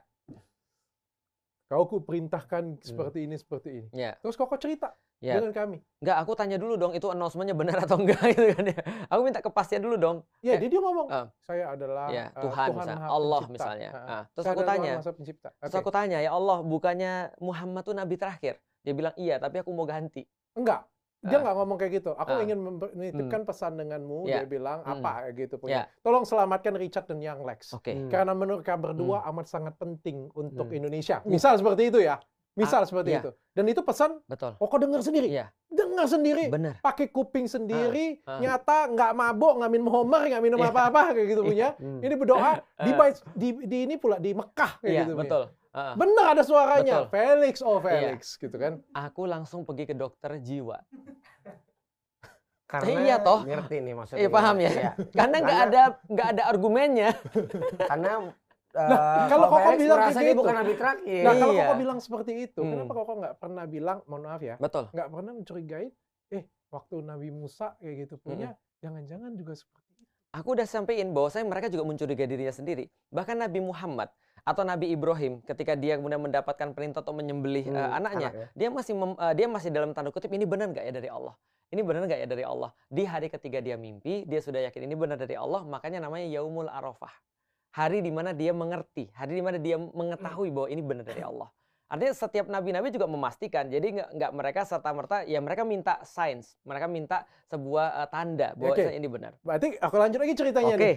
Kok datang ke rumah sakit jiwa nih, dokter cek, ternyata lu normal, sehat. Ya Allah, buktikan bahwa ini adalah suaramu. Datang lagi dia. Betul. Felix, kenapa kamu tidak percaya dengan aku? Aku adalah penciptamu. Ya. Aku minta tanda apa lagi yang lebih jelas. Karena gini, di dalam Islam itu dikasih sebuah arahan. Bahwasanya kalau ada yang datang, kepada kamu di mimpi misalnya lewat suara atau segala macam, itu bisa jadi adalah iblis atau jin yang menyerupai. Itu bukan cara manusia untuk menguji Tuhan ya, bukan? Cara manusia untuk menguji Tuhan sebenarnya lebih kepada cara manusia untuk stay sane sih. Oke, apa yang kau minta? Yang aku minta apapun, sains misalnya. Contoh misalnya, aku minta misalnya kalau seandainya kayak Zakaria, aku nggak bisa ngomong selama 3 hari misalnya. Oke. Atau aku minta tanda-tanda segala macam. Akhirnya semua tanda-tanda itu sudah ada misalnya. Oke, baik Felix. Nggak bisa ngomong kok 3 hari. Terus aku nggak bisa Berarti ngomong. kok yakin kan? Yakin. Berarti kok yakin kan? Yakin. Sekarang kok keluar. Kok ngomong nih dengan kami. Ada pesan. Tapi no one believe in you. Ya, pasti jadi gini. Itu pengandaian yang sangat tepat ketika aku cerita tentang kondisi para nabi ketika mereka harus berdakwah. Itu persis sama. Bayangin kita udah kenalan 40 tahun nih, tiba-tiba di hari tahun 41 aku bilang aku adalah nabi. Itu pasti semua orang nggak percaya. Maka ketika semua orang nggak percaya dan aku sudah dapat tanda-tandanya, aku akan minta lagi kepada Tuhanku gimana caranya untuk meyakinkan orang-orang ini. Sekarang pandangan kita nih, kalau dia ngomong kayak gitu, kita percaya nggak? Tergantung. Kalau gua nggak, kalau pakai logika yang tadi ya, menurut Ko Felix nggak akan ada nabi lagi. Ya. Dan dengan jangan bahas tentang nabi lagi. Anggaplah bahwa aku nabi. Bukan nabi lah, bukan nabi lah, titipan lah. Ya, titipan lah. Ceritanya di dalam sebelum ada nabi terakhir atau segala macam. Wah, kalau orang nanya percaya nggak, mesti ngecek dulu balik lagi supaya nggak misinformasi. Bagus. Contoh ya, aku kasih contoh ya. Percaya nggak di Istanbul itu ada satu barang yang lebih tua daripada kotanya sendiri? Apa? Kalau aku bilang gitu, percaya nggak kira-kira? Ya, maka Yongles harus nanya dulu. Harus cek dulu. Lu harus cek gue dulu sebelum lu cek. Gimana cara lu ceknya? Lu tanya Tuhan. Nah, nggak bisa. Bukan dong. Lu harus tanya gue dulu dong. Lu emang pernah ke Istanbul? Gue jawab, iya. Gue pernah 25 kali ke sana. Lu percaya nggak kalau gitu? Sedikit. Nambah. Gue bilang lagi, mungkin di Indonesia nggak ada yang lebih tahu tentang Istanbul daripada gue. Buktinya apa? Dari foto, lihat. Foto dan percaya lagi. Percaya lagi, naik. Itulah namanya iman. Iman itu adalah ketika percaya itu ketika bukti dan argumennya sudah sampai 100%, itu namanya iman. Oke. Anggap. Sekarang Koko buat kami percaya berdua. Percaya nih ada pesan dari Tuhan kayak gitu punya. Terus setelah kami percaya, terus kami lihat lagi. Dajjal nih. Soalnya apa yang kau sampaikan kan ini nggak ada lagi. Dajjal nih orang. Nah, itu betul. Itu betul, Dok. Makanya padahal aku merasa disampaikan pesan bukan sebagai Dajjal. Aku tuh pengen melukiskan itu loh. Makanya aku ngerasa ini sudah 1 jam, tapi episode ini gimana? Iya, panjang. Sejujurnya itu aku tuh kayak masih nggak dapat. Berarti kiamat jilid 2 nih. Dari semua episode aku dapat. Oh iya, oke. Oh, aku dapat ilmu. Mohon maaf ya. Ini karena aku bodoh. Sekali lagi aku ngomong dengan kalian semua. Kalian boleh katain aku, kalian boleh apain aku, tapi inilah cara aku belajar. Aku berusaha belajar itu kita harus jujur. Kalau kita nggak jujur, kita iya aku juga bisa sih. Siap. Benar Pak Ustadz. Siap. Tapi nggak nyampe kan untuk apa kayak gitu. Aku sederhanain ya. Kalau kasusnya adalah Nabi setelah Nabi Muhammad, nggak ada lagi. Aku dapat sesuatu setelah Nabi Muhammad itu pasti salah. Karena aku udah bilang tadi ya. Itu dia kan tadi kecuali kalau aku mengibaratkan ketika aku hidup di zaman Nabi. Maka aku kan minta sains. Tapi kalau aku hidup di zaman sekarang nih, ada yang berbicara seolah-olah Tuhan. Sedangkan Tuhan sudah ngasih tahu lewat Nabi Muhammad bahwa tidak ada lagi Nabi setelah Nabi Muhammad. Maka itu pasti salah. Logikanya gitu tuh. Logikanya gitu. Kayak Lex bilang tadi. Kalau ada tiba-tiba aku ngomong sekarang, Lex, aku dapat berita Lex dari Tuhan. Kayaknya aku nih Nabi Lex. Lex pasti langsung bilang. Skizofrenia, bener. Gue sendiri yakin gue skizofrenia. Iya. Betul. Nah tapi balik lagi. Contoh proses belajar cakep juga sih. Itu cakep. Contoh kayak gini ya. Contoh tentang Yaumil Qiyamah. Di dalam Islam sih sederhana sebenarnya. Karena di dalam Islam, semua berita tentang Yaumil Qiyamah itu turunnya di Mekah. Berarti turunnya ketika Allah lagi mau jelasin segala sesuatu yang paling simpel. Maka menjadi pertanyaan kita juga nih, ketika kita jelasin Yaumil Qiyamah gimana secara simpel. Karena di zaman dulu itu orang-orang Arab tuh percaya bahwasanya dunia ini pasti akan berakhir. Makanya ketika mereka percaya dunia pasti akan berakhir, Allah langsung pakai sebuah konsep itu. Bahwasanya kalau ada yang lahir pasti ada yang mati, ada yang tercipta awal pasti ada yang kemudian berakhir. Nah maka Allah pakai konsep kalau kalian yakin pasti mati, yakin pasti ada Yaumil Qiyamah, maka nih ada berita dari sesuatu yang ngontrol Yaumil Qiyamah dan ngontrol kematian kepada kamu. Kalau kamu mau hidup bagus. Oke, kita lanjut ke pertanyaan netizen kok. Aku minta maaf ya dengan kalian semua ya. Kalau misalnya di episode ini udah sedikit kayak, apa masih bingung? Aku tuh jujur masih bingung dan aku tuh ngerasa kayak aku sih masih berpendapat sih. Aku nggak sependapat dengan adanya kiamat sih, masih kayak gitu. Masih belum teryakinkan lah mungkin ya. Iya, bagian mana misalnya, Dok? Bagian mana?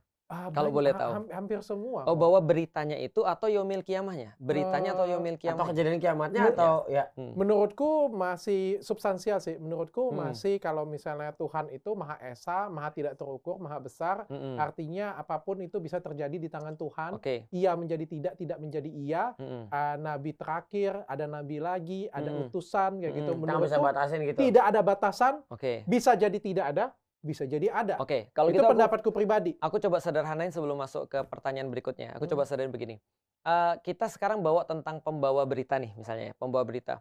Kalau kita yakin bahwasanya Tuhan, Allah itu misalnya pencipta segala sesuatu misalnya. Berarti kan segala sesuatu informasi itu kan pasti harusnya dari dia tuh kan ya. Misalnya dia contoh mau ngatain seperti apa aku menciptakan, seperti apa aku mematikan, kapan aku akan berakhir, itu kan harusnya dari dia tuh. Nah, ini menjadi sesuatu yang harus kita fokuskan nih. Berarti apapun yang dari dia itu pasti benar.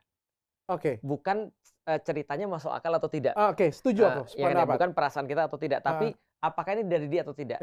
Segala sesuatu dari Tuhan adalah maha benar. Pasti benar. Nah, maka yang harus dipastikan bagi dokter sebenarnya adalah berita tentang kiamat ini datangnya dari mana. Setuju. Betul. Andai kata pun aku ada saksi di masa situ pun, tapi menurutku itu sekali lagi Tuhan itu kan tidak terukur. Betul. Artinya itu everything bisa berubah. Betul. Ya karena kita nggak bisa ngukur Tuhan. Sekali lagi aku bilang. Benar. Kan Koko bilang episode sebelumnya ada S0, ada S1. Kita nggak bisa ukur. Bagus. Kita nggak bisa ukur ya gitu punya. Aku pakai ilmu Koko itulah. Nggak bisa diukur. Karena nggak bisa berukur, menurutku ya bisa semuanya bisa berubah. Makanya aku nggak bisa nyampe. Kalau gitu aku boleh nggak bilang begini. Kita percaya dengan kiamat karena Tuhan sudah state seperti itu. Tapi kalaupun dia mau, itu urusan dia. Bisa jadi. Itu lebih bagus tuh. Bisa jadi. Bisa jadi seperti itu kan, itu lebih enak ya. Betul, lebih enak. Tapi tanda-tandanya semuanya itu nggak bisa dipatok dari sekarang. Karena apa? Karena dia bisa merubah segala sesuatunya. Betul. Dan kita sebagai manusia, menurutku harus siap dengan segala sesuatunya itu. Sebenarnya dari semua obrolan kita sepanjang ini, adalah yang aku pengen sampaikan adalah bagaimana cara kita mempersiapkan hari kiamat ini. Bayangkan kok, obrolan kita 1 jam ini, betapa chaosnya. Ketika Koko percaya dengan kiamat, aku tidak percaya dengan kiamat, yang Lex entah ada di mana, kayak gitu. Kita saja se-chaos ini. Kita aja se-chaos ini. Bayangkan, kita bertiga saja, orang yang aku ngomong di mana 8 miliar orang nih punya pikiran untuk di beberapa orang lebih baik lah daripada orang lain kayak gitu punya. Kita aja bisa chaos ini. Bayangkan suatu hari Tuhan ingin menyampaikan suatu pesan simpel kepada manusia. Chaosnya bagaimana 8 miliar orang. That's right. Boleh menjawab sedikit? Itu yang pengen boleh. Gue sih nggak peduli sebenarnya sama kiamat ya. Bener. Ini gue mau pakai logika kan. Karena kiamat yang sudah pasti terjadi adalah gue mati. Betul. Sesimpel dari itu gue mencerna nih. Benar. Si dokter Richard nih puyeng banget sama aku. Maksud gue, soalnya itu pun misalnya terjadi terjadi. Batas umur manusia ya normal 70 tahun ya. Itu pun terjadi 200 lagi, lu juga udah mati Pak Dokter. Betul juga ya. Iya makanya lu kok puyeng amat ini orangnya dalam hati gue. Dan tadi gue nyerna nih pas. Tapi kalau menjelaskan konsep, memang betul harus di-appreciate. Karena ini kan pemikiran kritis yang justru membuat orang jadi beriman sebenarnya. Maka kalau aku melihat kayak gini, aku justru tertarik. Karena kenapa? Ya tadi konsep sederhana itu kita belum bisa jelasin secara simpel gitu loh maksudnya. Tuhannya aku percaya, kehidupannya aku percaya, perintahnya aku percaya. Beritanya menurutku yang Tuhan tuh Maha Esa dan bisa berubah kayak gitu. Itu sih pandanganku. Sedangkan kan kalau yang dari Koko cerita tadi kan ini sudah kayak fix. Ya, kayak gini Dok misalnya ya. Ceritanya. Aku sayang sama ibuku misalnya.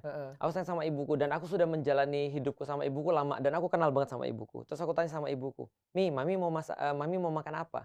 Terus ibuku bilang, "Mami mau makan kambing." Atau aku WhatsApp lah, "Mami mau makan apa?" Dia bilang, "Mami mau makan kambing" misalnya. Aku cek lagi tuh.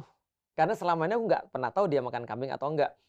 Dan yang aku tahu dia lebih suka yang lain selain kambing misalnya. Aku cek ini nomor ibuku bukan ya. Jadi aku salah WhatsApp orang. Aku cek lagi, benar ini ibuku. Dalam pikiranku aku bilang, kayaknya jangan kambing lah. Karena kan dia kan sudah tua ya. Atau aku gantilah yang lain. Itu kan perasaanku. Tapi berita dari dia itu tetap seperti itu. Makanya itu yang aku bilang. Dia dalam pikiranku dia tetap maunya kambing. Itu kan ya. Tapi bisa jadi dia mau yang lain. Tapi yang di state adalah kambing. Nah makanya dalam Al-Quran juga sama. Allah bilang yaumil kiamat itu ada. Yaumil kiamat tuh ada. Bahwasanya yaumil kiamatnya adalah termasuk perkara yang sangat basic terhadap keimanan seorang muslim. Nah, kiamatnya ada. Mengenai kemudian kapan terjadi kiamat, itu kata Rasulullah, jangan fokus ke kapannya. Fokus aja ke apa yang harus dilakukan sebelum kiamat. Nah, lalu kemudian, tapi kiamat pasti ada nggak? Pastilah, orang semuanya itu awalnya nggak ada. Kenapa dia harus ada selama-lamanya kan gitu kan ya? Kalau seandainya Allah itu adalah satu-satunya harus ada selama-lamanya, kalau ada yang lain yang ada selama-lamanya juga, berarti ya ada saingan dong, gitu kan ya. Nah, berarti itu maksudnya adalah beritanya yang sekarang kita dapat adalah itu.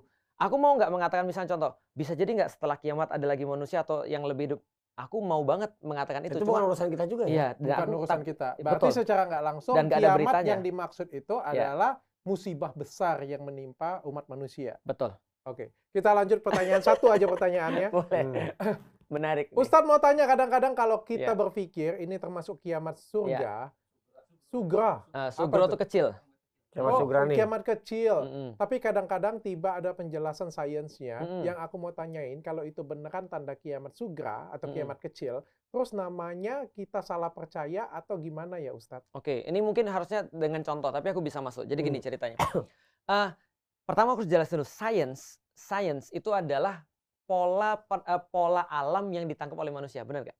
Yes. Benar kan ya? Jadi artinya dulu bagi orang-orang semua itu adalah tidak berpola. Maka mereka bilang bahwasanya dulu yang kita katakan sebagai sains yang sekarang adalah magic. Karena mereka belum bisa menangkap pola itu. Kalau ini begini, kalau ini begini, kalau ini begini. Padahal itu ada ilmunya ternyata. Ada ilmunya. Contoh misalnya, dulu aku mengagumi namanya Cukeliang. Three Kingdom itu salah satu advisor. Cukeliang. Ya. Itu bisa datengin hujan dan badai. Dan dia bisa prediksi kapan ada apa namanya? Fog itu apa? Kabut dan segala macam. Ternyata dia pengetahuan astronominya tinggi. Dia bisa kemudian baca cuaca. Sekarang dia BMKG lah kira-kira gitu kan ya. Karyawan BMKG. Karyawan BMKG. Berarti dulu dia itu kayak dewa. Lebih pintar daripada yang lain doang. Benar. Apa dokter siapa yang manggil hujan tuh? Rara. Iya, bukan Rara lah. Iya, betul. Nah, jadi artinya dia punya kemampuan. Iya, dia mengetahui sesuatu yang mungkin orang lain nggak ketahui. Sains adalah penangkapan pola-pola alam. Yes. Nah, dan pola-pola alam ini ada yang asing di orang zaman dulu dan menjadi sesuatu yang terpola pada zaman sekarang. Berarti ketika dijelaskan, contoh misalnya tanda-tanda kiamat sugro misalnya, tanda-tanda kiamat kecil misalnya. Seperti apa tanda-tanda kiamat kecil? Orang-orang Arab bisa membuat bangunan-bangunan tinggi dan berlomba-lomba membuat bangunan-bangunan tinggi misalnya. Nah, secara sains jelas aja karena di sana ada minyak, itu kan ya jelas banget. Secara sains itu bisa dijelasin, secara ekonomi juga sudah bisa dijelasin. Apalagi misalnya tadi ada angin yang bertiup ke manusia, yang kemudian beriman akan mati misalnya, itu bisa dijelasin secara sains nggak? Bisa. COVID itu kan penjelasan apa dok yang terakhir? Dia virus, yang virus itu dia menyerang reseptor-reseptor tertentu. Karena virus kan cuma nyerang reseptor tertentu. Bisa jadi di badan kita nanti ada reseptor kafir, ada reseptor iman misalnya. Bisa jadi, walau alam bisawab. Yang jelas kan gitu kan. Ada yang bilang loh dok, COVID itu kemarin adalah salah satu cara alam. Kalau bagi orang beriman adalah Tuhan. Cara alam untuk menyeleksi atau memperbaiki kerusakan-kerusakan pada badan. Itu kata orang kan, ada orang yang juga beranggapan begitu. Artinya ya bisa kita sainskan juga bisa. Matahari terbit dari sebelah timur, dari sebelah barat. Ada nggak penjelasan sainsnya? Ada. Kalau bumi berputarnya begini, kalau berputarnya begini ya terbalik semuanya lah. Nah itu kan penjelasan sains. Jadi semuanya bisa dijelaskan secara sains karena sains cuma pola-pola alam yang ditangkap oleh manusia. Itu aja. Jadi dan bisa polanya aja. Pun ada yang belum kebaca, ada yang 3.000 tahun sekali mungkin. Benar. Jadinya kan kita nggak pernah tahu kan. Jadi make sense. Makanya orang sekarang kan berusaha untuk mengerti Tuhan. Zaman dulu orang tidak mungkin mengerti Tuhan sebelum ada AI. Zaman sekarang ketika ada AI, ada kemungkinan orang bilang bahwa Tuhan hanyalah AI. Enhance AI. Dan setidaknya itu udah muncul dari tahun 2000-an kan. Nah, tahun 90-an apakah orang mengira Tuhan adalah AI? Tidak. Orang hanya mengira Tuhan hanyalah ya sebuah story atau mungkin sebuah sejarah atau sebuah cuma moral yang dibuat oleh manusia untuk membuat ada order di antara manusia dan seterusnya. Nah, artinya kita bisa terus menggunakan sains itu untuk bahkan membuktikan adanya Tuhan. Makanya penting nonton film Interstellar itu. Kalau orang nonton film Interstellar, itu yang jelasin 3 dimensi sama 4 dimensi kan? Betul. Oh, itu keren banget. Keren banget kan? Dan kalau itu nonton orang beriman, dia makin beriman. Kalau yang nonton orang nggak beriman, nyusruk deh. Makin nyusruk. Oke, thank you semuanya. Mudah-mudahan episode ini tidak agak buat saya lihat jadi ini. kiamat nggak? Nggak apa-apa. Ini kan perjalanan. Seru nggak apa-apa. Artinya gini dok, sebelumnya dok ya, jangan pernah dokter menganggap bahwa dokter tuh merasa kayak salah ketika dokter punya pandangan sesuatu. Contoh misalnya, nggak meyakini hari kiamat, bagiku itu sekali lagi tidak menjadi suatu masalah. Yang menjadi masalah bagiku adalah kalau ada orang muslim nggak yakin yaumil kiamat. Itu masalah. Oke, itu poinnya. Tapi kalau di episode kali ini poinnya gara-gara percakapan dan kritisnya Pak Dokter, gue jadi kepikiran tuh dia, bodo amat lo sama kiamat. Benar. Benar. Gue udah kasih mati ini, nanti gue pikirin dulu gitu loh. Aku ada yakin. benernya juga. Benar. Aku yakin dengan kiamat. Pusing tadi ya. Betul.